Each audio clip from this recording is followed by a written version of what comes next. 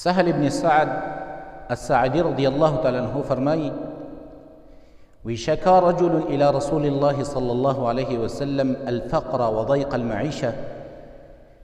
یو سړي رسول الله صلی الله علیه وسلم ته شکایت وکړو د غریبۍ او د تنګ ژوند چې یا رسول الله غریبي مې ده، ژوند مې تنګ دی، پریشانه یم. نو دې سړي ته رسول الله صلی الله علیه وسلم یو طریقه وښودله. فقال له رسول الله صلى الله عليه وسلم، دې سړي ته رسول الله صلی الله علیه وسلم وفرمایل وی اذا دخلت البيت فسلم ان كان فيه احد او لم يكن فيه احد. یو کار ته دا کوه چې کله کور ته ننوځې نو سلام کوه، په کور والو باندې سلام کوه.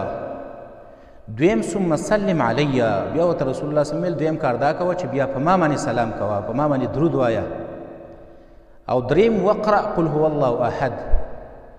دریم کار د کور ته د ننوتو په ټیم کې دا کوه چې قل هو الله احد سورت وایه. نو ففعل الرجل، هغه سړي دا کار شروع کړو، کور ته به چې ننوت سلام به کو، بیا به درود شریف وه، او دارنګې بیا به سورت اخلاص قل هو الله احد سورت وه.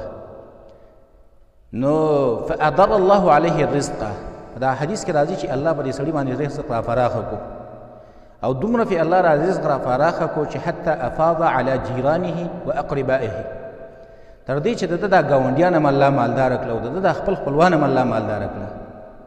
د دې حدیث کې یو بهترینه طریقه د غریبۍ، دارنګې د فقر، دارنګې د تنګ ژوند د پریشانۍ دپاره یو بهترینه طریقه رسول الله صلی الله علیه وسلم صحابي ته ښودلې ده.